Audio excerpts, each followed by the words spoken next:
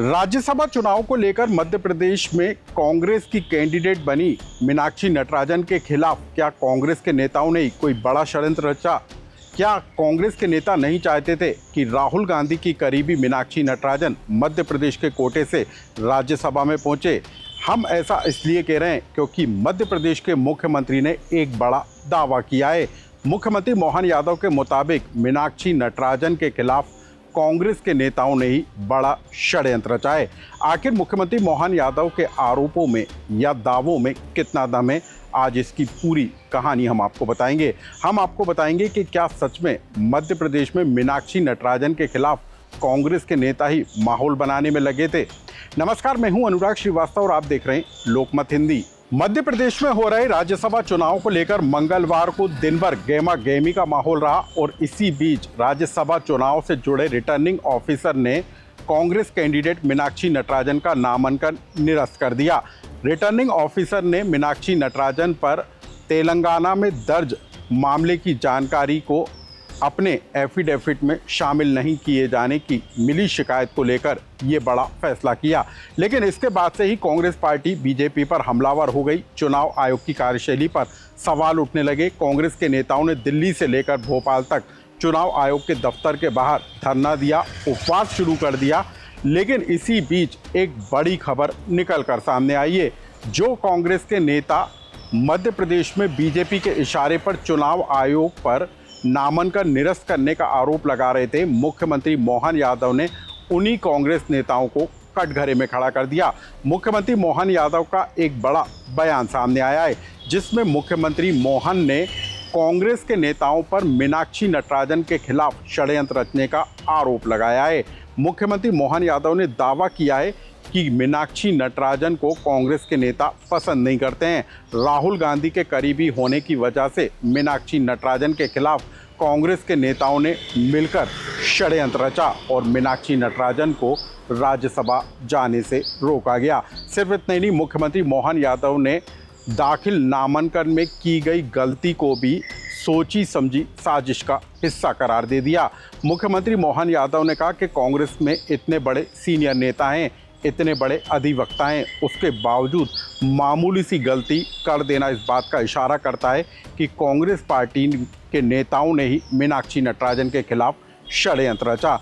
अब आप देख लीजिए, एक तरफ मुख्यमंत्री मोहन यादव ये दावा करते हुए नजर आए, वहीं मीनाक्षी नटराजन का नामांकन निरस्त करने के बाद प्रदेश कांग्रेस दफ्तर में बुलाई गई प्रेस कॉन्फ्रेंस के दौरान दिग्विजय सिंह पूरी तरीके से खामोश रहे। कांग्रेस के नेताओं ने कई बार दिग्विजय सिंह को मीडिया में अपना पक्ष रखने को कहा, लेकिन दिग्विजय सिंह इस कदर नाराज़ हुए कि उन्होंने मीडिया के सामने अपना पक्ष नहीं रखा और इसका वीडियो भी सोशल मीडिया पर जमकर वायरल हो गया।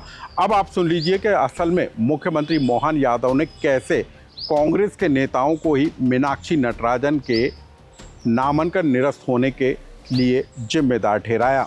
देखो, कांग्रेस ने जान करते हार के डर से षड्यंत्र पूर्वक उनके प्रत्याशी के फार्म में गलती रखी, क्योंकि ये सीट पर कई सारे कांग्रेसियों की नज़र थी। जब उनको सीट नहीं मिली तो ये खेल बिगाड़ने का काम कांग्रेसियों ने किया। कितनी छोटी बात है, कोई पंच सरपंच का भी फार्म भरता है तो क्या उसके आपराधिक रिकॉर्ड की जानकारी नहीं देना चाहिए? जो 10-10 बार चुनाव लड़ चुके ऐसे बड़े नेताओं के साथ, और वो भी राज्यसभा जैसे उच्च सदन के चुनाव में आप नाम निर्देशन फॉर्म भरते हो, तो ये आप जानबूझ करके षड्यंत्र कर रहे हैं। एक तरफ आपको अपने विधायकों पे भी भरोसा नहीं, इसलिए प्लेन लेकर उनको लड़ाने का, डराने का, कितने प्रकार से ये जो नाटक करने का प्रयास किया।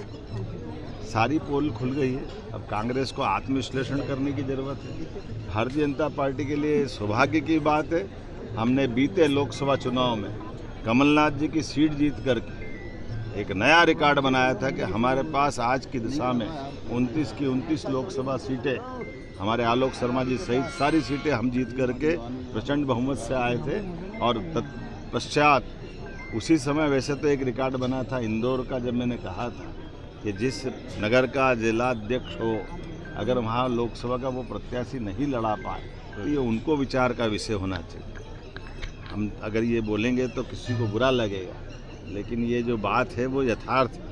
कि जरा अंदर झांक के देखें। जो हम नेतृत्व की कांग्रेस से भी एक अपेक्षा करते हैं, ये कांग्रेस के अंदर वर्तमान के जो हालात हैं कि जो अपने प्रत्याशी का फार्म नहीं भरा पाए, जो अपने विधायकों को एकजुट नहीं कर पाए, जो अपने नेतृत्व की छाप और धाक उनकी पार्टी में ही अगर इसको एक्सेप्ट नहीं करते तो बीजेपी क्या करेगी? बीजेपी तो हमारे उसी भाव से चल रही है जब हम अपने महेश केवट जैसे सामान्य कार्यकर्ता को भी एक मल्लाह माझी समाज के कार्यकर्ता को लाकर मौका देते हैं। और हमने अपने राज्य के अंदर भी, राज्य के बाहर भी तरुण चुग जी को मौका दिया, हमारे रजनीश जी को मौका दिया। ये हमारी परंपरा है और एकजुटता के साथ पूरी भारतीय जनता पार्टी ताकत से लगी रही है। और जब ये राज्यसभा के निर्वाचन जैसे एक सामान्य चुनाव में भी पार्टी कांग्रेस की इतनी लापरवाही करेगी तो कांग्रेस अपनी गलती को देखे। निर्वाचन अधिकारी के सामने उनने अपना पक्ष भी रखा, एक्सेप्ट भी करा कि हाँ हमने ये बात छिपाई थी। और ज़रा देखो तो सही, जिस आपराधिक प्रकरण पे हम अभी बोल नहीं रहे वो प्रकरण किस प्रकार का है। प्रत्याशी ला रहा है तो प्रत्याशी को लाने के पीछे वो देख तो ले कि जिस धारा में उन पर प्रकरण चलाने के लिए परिवाद लगाया गया तेलंगाना सरकार में न्यायालय के सामने, उसके बारे में क्या आप बोलेंगे? वो कोई नारी वंदन वाली बात है क्या? शर्मनाक बात है। प्रत्याशी चयन करते समय इन सारी बातों को देखना चाहिए। मीनाक्षी नटराजन को लेकर कांग्रेस पार्टी एक तरफ गांधीवादी नारी को राज्यसभा जाने से रोकने का आरोप बीजेपी पर लगाती रही तो वहीं मध्य प्रदेश के मुख्यमंत्री मोहन यादव ने तेलंगाना में मीनाक्षी नटराजन पर दर्ज मामले का हवाला देते हुए भी ये कह दिया कि मामला बेहद गंभीर है और ऐसे गंभीर मामले को लेकर कांग्रेस के द्वारा नामांकन में जानकारी छिपाना एक आपराधिक कृत्य है। कुल मिलाकर मीनाक्षी नटराजन की उम्मीदवारी को लेकर अब संकट के बादल और गहरा गए हैं। हालांकि कांग्रेस पार्टी इस पूरे मामले को लेकर चुनाव आयोग का दरवाजा खटखटा चुकी है और सुप्रीम कोर्ट जाने की बात कर रही है, लेकिन जिस तरीके से मामला बिगड़ता हुआ नजर आ रहा है वो संकेत दे रहा है कि कांग्रेस के अंदर भी सब कुछ ठीक नहीं है। इसके पीछे की भी अब वजह जान लीजिए। दरअसल मीनाक्षी नटराजन के नाम को लेकर जब राज्यसभा के चुनाव को लेकर चर्चा हुई तब कांग्रेस पार्टी के कई बड़े नेताओं के नाम भी रेस में शामिल हुए। इनमें दिग्विजय सिंह को तीसरी बार रिपीट किए जाने की बात आई तो कमलनाथ को मध्य प्रदेश के कोटे से राज्यसभा भेजे जाने की भी बात निकल कर आई। इसके अलावा पूर्व मंत्री और कांग्रेस के सीनियर नेता अरुण यादव, कमलेश्वर पटेल, जीतू पटवारी का भी नाम रेस में शामिल हुआ। यानी कि कांग्रेस के बड़े बड़े नेताओं को पछाड़ते हुए मीनाक्षी नटराजन ने उम्मीदवारी के लिए अपनी दावेदारी पेश की और राहुल गांधी के करीबी होने का उन्हें फ़ायदा मिला और अब बीजेपी इसी को एक बड़ा मुद्दा बनाती हुई नज़र आ रही है और ये कह रही है कि कांग्रेस के सीनियर नेताओं को छोड़कर मीनाक्षी नटराजन को कैंडिडेट बनाया जाना कांग्रेस के नेताओं को रास नहीं आया और इसी वजह से मीनाक्षी के खिलाफ कांग्रेस के नेताओं ने मिलकर षड्यंत्र रचाए। बहरहाल इन आरोपों को लेकर अब क्या कुछ आने वाले दिनों में अपडेट निकल कर आता है वो हम आप तक पहुंचाएंगे, लेकिन मुख्यमंत्री के इस दावे के बाद कांग्रेस खेमे के अंदर हलचल तेज होती हुई नजर आ रही है और सवाल भी खड़े होते हुए दिखाई दे रहे हैं। इस खबर से जुड़ा यदि आपका कोई सुझाव या कमेंट्स हो तो हमें कमेंट्स बॉक्स में लिखकर जरूर बताएं।